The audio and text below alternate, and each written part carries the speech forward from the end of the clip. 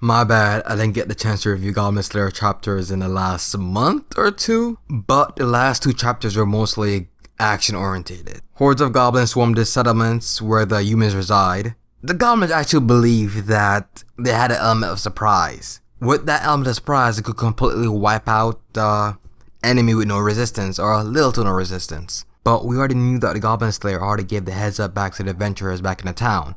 Granted, most of them were reluctant to really lend a hand. I understand where they're coming from.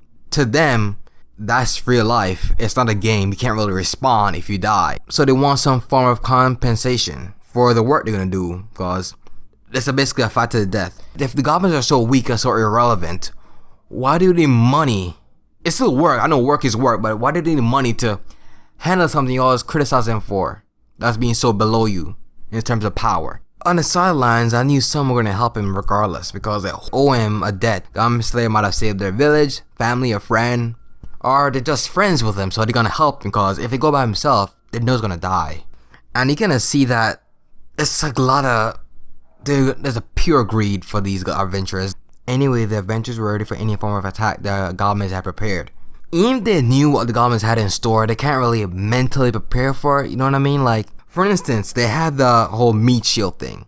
I think they were living humans that they had staked up on a wooden plaque or a wooden board as a defensive mechanism so that the adventurers can't really attack recklessly. It's effective, yeah. It messes with you and you can't really attack with magical long range attacks. But they find a way to get around it, put the goblins to sleep and run and take up the meat shields and bring them back out of harm's way, then kill the goblins. That didn't necessarily mean they won that battle. Thus, the other side of the field, the goblins are coming in with their wolf riders, flanking them from the other side. Luckily, they had a barricade set up because the goblins already warned them all the tactics goblins will use in battle.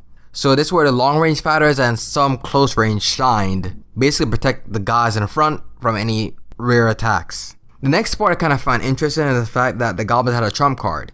I believe they're called Goblin Champions. But Jesus, man, like, you guys saw how that one of those Goblin Champions manhandled one of those adventures, like, completely wrecked him. Like, just tossed him like a piece of trash. And it just cut abruptly to a backstory of a goblin. Like, I'll be more interested in seeing how that battle plays out, cause it looks serious. Like, you saw the tension in the battle between the high rank adventurers and the Goblin Champion.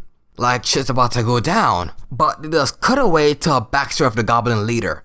Like, I didn't need that. I just lost a lot of interest at that point. But what brought me back was the Goblin Slayer's appearance in the final 2 pages, I think. This guy pulled the eyes in from Bleach. Like, I knew you were coming here. It's all according to plan. You have no more home. It's done. From the looks of it, from his backstory, he doesn't really excel in strength or anything, more intelligence. But that still doesn't, like, make him weak. So the Goblin Slayer is not gonna come out this unscratched.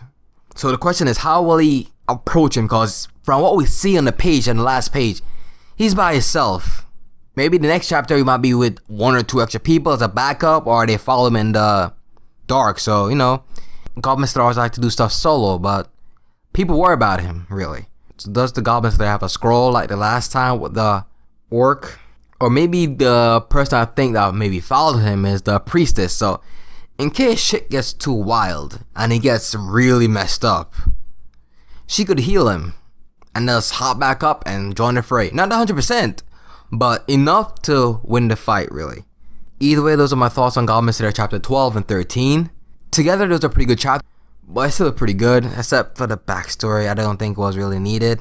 I think I just could have brushed it over in like 1 or 2 panels, like maybe 3, summarize it.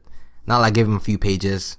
I much rather saw the battle between the Goblin Champions and the Adventurers, but oh well, right? Either way, I'd love to hear you guys' thoughts of this chapter in the comment section below. This is Cryptic, I'm out.